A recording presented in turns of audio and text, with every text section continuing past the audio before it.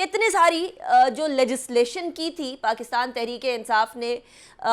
अब उस लेजिस्लेशन को सेफगार्ड करने के लिए नेशनल असेंबली के लिए पाकिस्तान तहरीक-ए-इंसाफ का ना होना, ये एक बहुत बड़ा धचका होगा। आमिर ज़िया साहब, ईवीएम,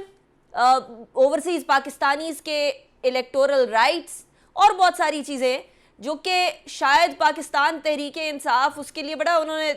तगोदो की, उन्होंने बहुत कोशिश करके पास भी करा लिए कवानीन, लेकिन अब उनको डिफेंड करने के लिए पार्लियामेंट में ना होना ये अक्लमंदी है या अभी भी उनको सोच लेना चाहिए कि क्या करना है क्या नहीं?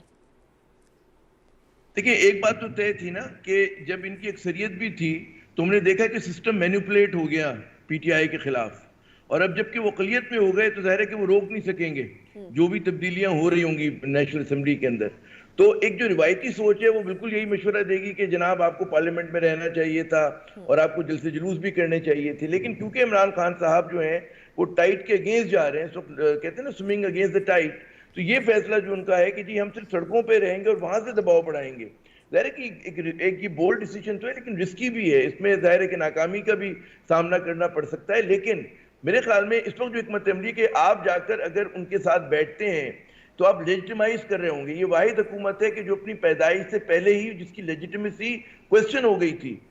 शहबाज शरीफ साहब की हुकूमत, लोगों ने इस पर सवालिया निशान खड़े कर दिए थे। तो अगर इमरान खान साहब जाकर बैठेंगे उन लोगों के साथ तो उसको लेजिटिमाइज कर रहे होंगे इस पूरी चीज को। तो उन्होंने एक मेरे ख्याल में एक बोल्ड डिसीजन लिया कि उन्होंने कहा हम नहीं बैठेंगे। उसकी वजह से आप देखें कि इसमें इसकी वजह से पूरे सिस्टम पे दबाव में इजाफा हो गया है, क्योंकि सिस्टम इस वक्त आपको खिलाफ काम करते हुए नजर आ रहा है पीटीआई के। वो चाहे आप देखें अदलिया 12 बजे रात को अदालतें लग रही हैं, किसी एक कहते हैं मजलूम आदमी के केस में तो आज तक अदालत इस तरह कहते हैं बर वक्त फैसला नहीं देती। तो बहुत सारे सवालिया निशान हैं, अगर हम गिनवाने पर आए तो फिर आपको बहुत सारी मिसालें मिल सकेंगी। तो ये बात है कि इमरान खान साहब ने एक बोल्ड डिसीजन लिया है, और अब लेकिन उनके पास जो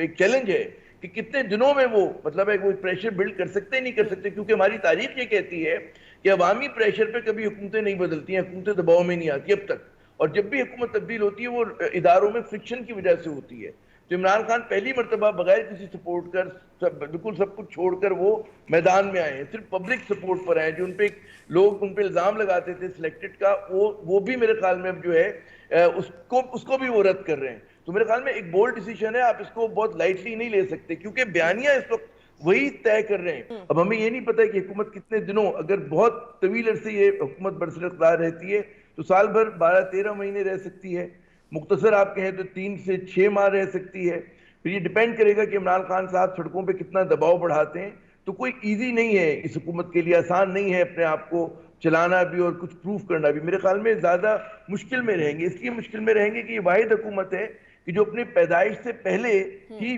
जो है जिसकी लेजिटिमेसी को लोग क्वेश्चन कर रहे थे। और ये इमरान खान तो सिलेक्टेड जो था वो तो बाद में जाके पॉपुलर एक नारा बना। यहाँ पे इंपोर्टेड गवर्नमेंट का जो नारा है वो जदोआम है। वो अगर आप कराची तक खैबर जितने मैं लोगों से बात कर रहा हूँ और उन लोगों से कि जो बड़े ए पोलिटिकल लोग हैं, उनका किसी सियासत से ताल्लुक नहीं है, वो कोई रेडी लगाने वाला है, कोई फेरी लगाने वाला है, कोई पढ़ा लिखा प्रोफेशनल है, वो तमाम के तमाम इस हुकूमत को जो है उसके हवाले से उनके जहनों में सवालिया निशान है। वो हैरान परेशान है कि जनाब कल तक जिन लोगों को कहा जाता था कि बड़े बड़े इन पे करप्शन के केसेस थे, इनके बारे में कहा जाता था ये बड़े बड़े इल्जाम का सामना है, डॉन लीग का सामना है, फला है, वो सब के सब एकदम हलाल कैसे हो गए और किस तरह से हलाल होकर इस तरह से हुए कि जनाब वो बरसर इख्तियार हैं आज। तो या तो पुरानी जो बयानिया था वो बिल्कुल गलत था, बिल्कुल झूठ था, या आज जो कुछ हो रहा है वो कुछ मतलब है समझते बालतर है और वो झूठ है। तो मतलब एहतिसाब की जरूरत या तो अभी पड़ेगी या फिर कल पड़ेगी। वो जो माजी में कल गुजर चुका